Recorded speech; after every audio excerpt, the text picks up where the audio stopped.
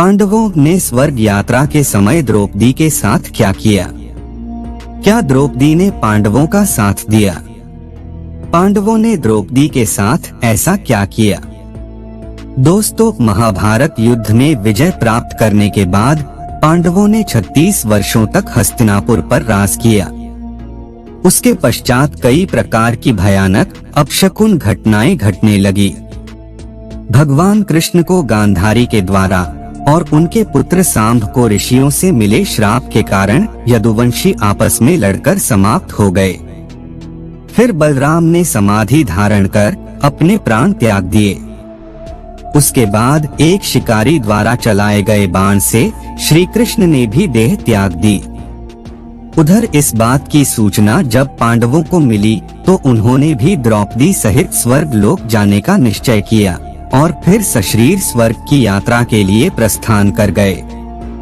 लेकिन दर्शकों, क्या आप जानते हैं कि इस यात्रा में युधिष्ठिर को कई परीक्षाओं से होकर गुजरना पड़ा था? दोस्तों, आपको बता दूं कि स्वर्ग की यात्रा पर निकलने से पहले युधिष्ठिर ने युयुत्सु को बुलाकर उससे संपूर्ण राज्य की देखभाल का भार सौंप दिया और अभिमन्यु के पुत्र परीक्षित का राज्याभिषेक कर दिया। इसके बाद पांडवों व द्रौपदी ने साधुओं के वस्त्र धारण किए और स्वर्ग जाने के लिए निकल पड़े। परंतु हस्तिनापुर से निकलने के बाद रास्ते में पांडवों के साथ एक कुत्ता भी उनके पीछे पीछे चलने लगा। यह देख अर्जुन, भीम, नकुल और सहदेव को बड़ा ही आश्चर्य हुआ। तब युधिष्ठिर ने उन्हें बताया कि यह मेरा स्वामी भक्त कुत्ता है। फिर पांचों पांडव द्रौपदी सहित अनेक तीर्थों, नदियों व समुद्र की यात्रा करते करते आगे बढ़ने लगे। फिर एक दिन वह सभी चलते चलते लाल सागर तक आ गए। परंतु अंतिम यात्रा के समय भी अर्जुन अपने गांडीव धनुष व अक्षय तरकशों की लोभ का त्याग नहीं कर पाए थे, जिसके कारण लाल सागर के पास अग्निदेव प्रकट हुए और उन्होंने अर्जुन से गांडीव धनुष और अक्षय तरकशों का त्याग करने को कहा। तब अर्जुन को ना चाहते हुए भी इन दोनों का त्याग करना पड़ा। फिर पांडवों ने पृथ्वी की परिक्रमा पूरी करने की इच्छा से उत्तर दिशा की ओर यात्रा आरंभ की। इस तरह यात्रा करते करते पांडव हिमालय तक पहुंच गए, जहां उन्हें केदारनाथ में शिव के दर्शन हुए और उन्हें बंधु बांधवों की हत्या के पाप से मुक्ति मिली। फिर भगवान शिव ने उन्हें स्वर्ग का मार्ग बताया था। पांडव आगे बढ़े तो उन्हें बालू से भरा समुद्र दिखाई पड़ा। इसके बाद उन्होंने सुमेरु पर्वत के दर्शन किए। फिर भी सभी सशरीर स्वर्ग की ओर बढ़ने लगे। तभी इंद्रदेव वहां प्रकट हुए और उन्होंने पांडवों से कहा, मैं तुम लोगों को लेने आया हूँ। तब युधिष्ठिर ने कहा, प्रभु क्षमा करें, हम लोग आपके साथ स्वर्ग नहीं जा सकते, क्योंकि हम सभी मनुष्य हैं और हमारे लिए अपने बल पर ही स्वर्ग तक की यात्रा करना उचित होगा। युधिष्ठिर के मुख से ऐसी बातें सुनकर देवराज इंद्र प्रसन्न हुए और वहां से चले गए। उसके बाद पांचों पांडव, द्रौपदी तथा वह कुत्ता तेजी से आगे बढ़ रहे थे। तभी द्रौपदी लड़खड़ाकर गिर गई। यह देख भीम ने युधिष्ठिर से पूछा कि द्रौपदी ने कभी कोई पाप नहीं किया, तो फिर क्या कारण है कि वह सबसे पहले नीचे गिर पड़ी? तब युधिष्ठिर ने कहा कि द्रौपदी हम सभी में अर्जुन को सबसे अधिक प्रेम करती थी, इसलिए उसके साथ ऐसा हुआ। ऐसा कहकर युधिष्ठिर द्रौपदी को देखे बिना ही आगे बढ़ गए। फिर थोड़ी देर बाद सहदेव भी गिर पड़े। तभी भीम ने पुनः युधिष्ठिर से सहदेव के गिरने का कारण पूछा, तो युधिष्ठिर ने बताया कि सहदेव किसी को अपने जैसा विद्वान नहीं समझता था। इसी दोष के कारण इसे आज गिरना पड़ा। इसी तरह कुछ देर बाद नकुल भी गिर पड़े।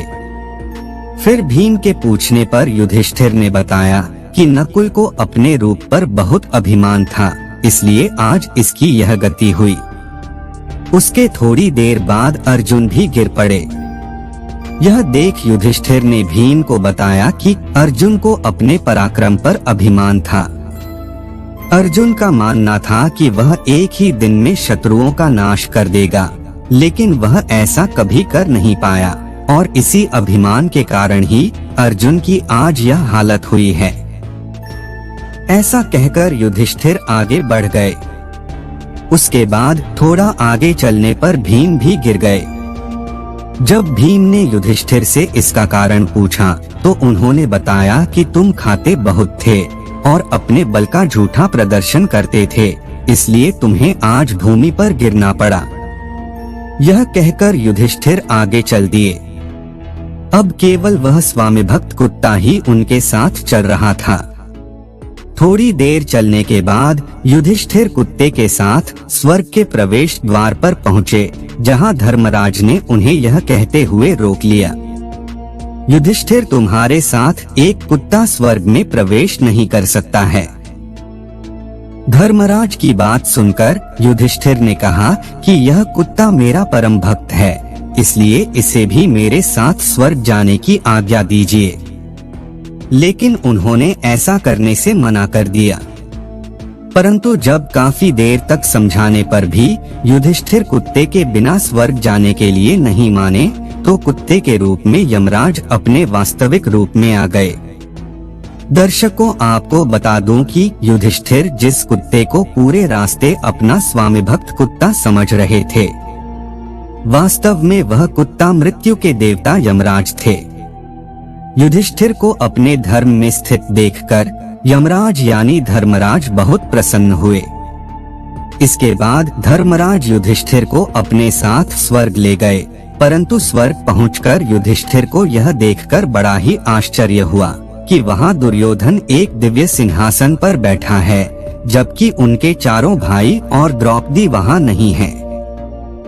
तब युधिष्ठिर ने देवताओं से कहा कि मेरे भाई तथा द्रौपदी जिस लोक में गए हैं, मैं भी उसी लोक में जाना चाहता हूँ। मुझे उनसे उत्तम लोक में नहीं रहना है। तब देवताओं ने कहा, यदि आपकी ऐसी ही इच्छा है तो आप इस देवदूत के साथ चले जाइए, ये आपको आपके भाइयों के पास पहुंचा देगा।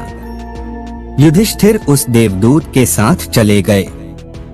उसके बाद देवदूत युधिष्ठिर को ऐसे मार्ग पर ले गया जो बहुत ही दुर्गम और खराब था। उस मार्ग पर चारों ओर घोर अंधकार फैला हुआ था। सभी ओर लाशों का अंबार लगा हुआ था, जिनसे दुर्गंध आ रही थी। इसके अलावा लोहे की चोंच वाले कौए और गिद्ध मंडरा रहे थे। वह असिपत्र नामक नरक था। वहां की दुर्गंध से तंग आकर युधिष्ठिर ने देवदूत से पूछा कि हमें इस मार्ग पर और कितनी दूर चलना है और मेरे भाई कहाँ हैं? युधिष्ठिर की बात सुनकर देवदूत बोला कि देवताओं ने कहा था कि जब आप थक जाएं तो आपको लौटा लाओ, यदि आप थक गए हो तो हम पुनः लौट चलते हैं। युधिष्ठिर ने ऐसा ही करने का निश्चय किया। परंतु जब युधिष्ठिर वापस लौटने लगे तो उन्हें दुखी लोगों की आवाज सुनाई दी। वे युधिष्ठिर से बार बार कुछ देर और वहीं रुकने के लिए कह रहे थे। उन करुण आवाजों को सुनकर युधिष्ठिर ने जब उनसे उनका परिचय पूछा तो उन्होंने कर्ण, भीम, अर्जुन, नकुल, सहदेव व द्रौपदी के रूप में अपना परिचय दिया। तब युधिष्ठिर ने उस देवदूत से कहा कि तुम उन देवताओं के पास लौट जाओ। मेरे यहाँ रहने से यदि मेरे भाइयों को सुख मिलता है तो मैं इस दुर्गम स्थान पर ही रहूंगा। उसके बाद उस देवदूत ने यह बात जाकर देवराज इंद्र को बता दी। फिर कुछ क्षण पश्चात सभी देवता भी युधिष्ठिर के पास आ गए। देवताओं के आते ही वहां सुगंधित हवा चलने लगी। चारों ओर उजाला हो गया। यह देख युधिष्ठिर ने देवताओं से पूछा, देवगण मुझे पहले यह बताइए कि यह सब क्या है? तब देवराज इंद्र ने युधिष्ठिर को बताया, तुमने अश्वत्थामा के मरने की बात कहकर छल से द्रोणाचार्य का वध करवाया था। इसी परिणाम स्वरूप तुम्हें भी छल से ही कुछ समय नरक के दर्शन करने पड़े। अब तुम मेरे साथ स्वर्ग चलो, वहां तुम्हारे भाई व अन्य वीर पहले ही पहुंच गए हैं। उसके बाद देवराज इंद्र के कहने पर युधिष्ठिर ने देवनदी गंगा में स्नान किया। स्नान करते ही उन्होंने मानव शरीर त्याग करके मानव शरीर धारण कर लिया। इसके बाद बहुत से महर्षि उनकी स्तुति करते हुए उन्हें उस स्थान पर ले गए जहां उनके चारों भाई आनंद पूर्वक विराजमान थे। फिर वहां युधिष्ठिर ने भगवान श्री कृष्ण के दर्शन किए। फिर उन्होंने देखा कि अर्जुन उनकी सेवा कर रहे थे। युधिष्ठिर को आया देख श्री कृष्ण व अर्जुन ने उनका स्वागत किया।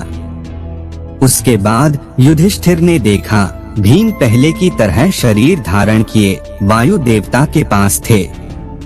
कर्ण को सूर्य के समान स्वरूप धारण किए देखा और नकुल व सहदेव को अश्विनी कुमारों के साथ देखा। फिर देवराज इंद्र ने युधिष्ठिर को बताया, यह जो साक्षात भगवती लक्ष्मी दिखाई दे रही है, इनके अंश से ही द्रौपदी का जन्म हुआ था। इसके बाद इंद्र ने महाभारत युद्ध में मारे गए सभी वीरों के बारे में युधिष्ठिर को विस्तार पूर्वक बताया। इस प्रकार युधिष्ठिर अपने भाइयों व अन्य संबंधियों को वहां देखकर बहुत प्रसन्न हुए। तो दर्शकों, आशा करता हूं कि आपको महाभारत से जुड़ी ये कथा पसंद आई होगी। अगर पसंद आई हो तो ज्यादा से ज्यादा शेयर करें। साथ ही ऐसे ही आध्यात्मिक और पौराणिक कथाओं के लिए अभी हमारे चैनल को सब्सक्राइब कर लें।